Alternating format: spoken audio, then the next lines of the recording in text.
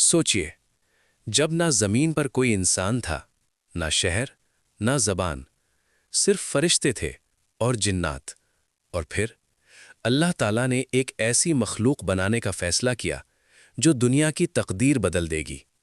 یہ کہانی ہے انسانیت کے پہلے باپ حضرت آدم علیہ السلام کی۔ آدم علیہ السلام کی تخلیق۔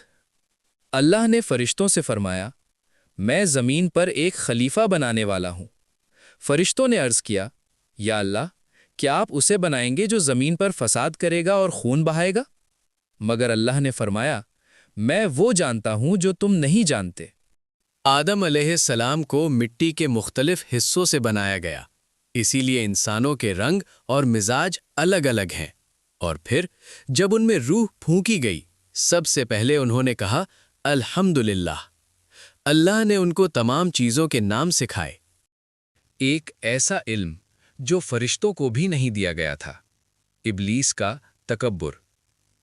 پھر اللہ نے سب فرشتوں کو حکم دیا، آدم کو سجدہ کرو۔ سب نے سجدہ کیا، مگر ایک نے انکار کر دیا، وہ تھا ابلیس۔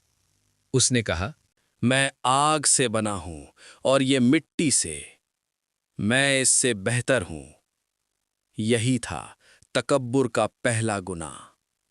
اللہ نے اسے جنت سے نکال دیا، مگر اس نے قسم کھائی، میں انسانوں کو گمراہ کروں گا قیامت تک۔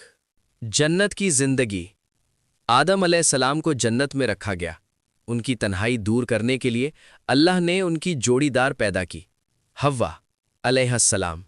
ان کو ہر چیز کی اجازت تھی، مگر ایک درخت کے پاس جانے سے منع کیا گیا۔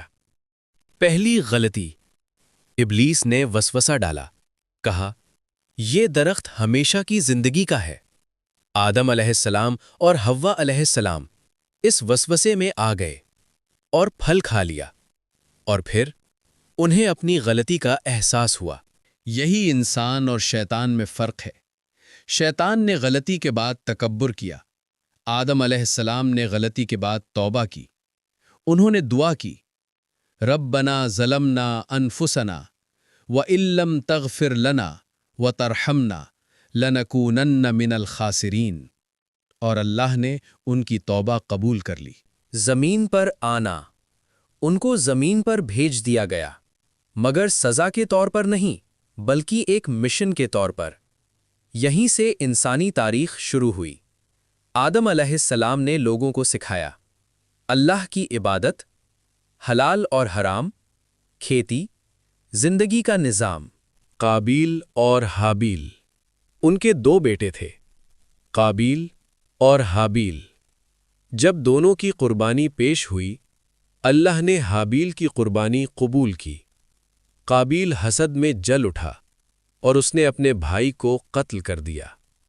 یہ تھا انسانی تاریخ کا پہلا قتل۔